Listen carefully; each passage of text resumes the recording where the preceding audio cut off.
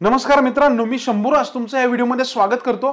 मित्रांनो, आजच्या व्हिडिओमध्ये आपण शिकूया इंगल्फिंग कॅन्डल विषयी। इंगल्फिंग म्हणजे काय आपण इथे शिकायचा प्रयत्न करणार आहोत। तर नॉर्मली इंगल्फिंग म्हणजे एखादी गोष्ट गिळंकृत करणे किंवा खाऊन टाकणे।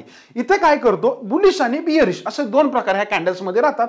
बुलिश इंगल्फिंग म्हणजे काय, तर ही इंगल्फिंग कॅन्डल त्याच्या आधीच्या कॅन्डलला पूर्णपणे गिळून टाकते, म्हणजे त्याच्यापेक्षा मोठी बॉडी बनवते।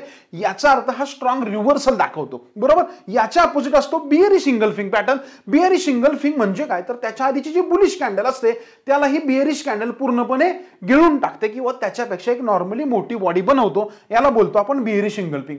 हे दोन्ही पण जे कॅन्डल्स आहेत ते स्ट्रॉंग रिव्हर्सल दाखवतात। जर समजा ही कॅन्डल एखाद्या स्टॉकच्या बॉटमला तयार झाली तर इथपासून मार्केट जोरदार वरती जाऊ शकतं असं इंडिकेशन देतो। समजा ही कॅन्डल जर एखाद्या स्टॉकच्या टॉपला तयार झाली तर इथून मार्केट जोरदार पडू शकतं, हे नॉर्मली तर दिसतं। व्हिडिओ कसा वाटला खाली कमेंट बॉक्समध्ये जाऊन कळवा।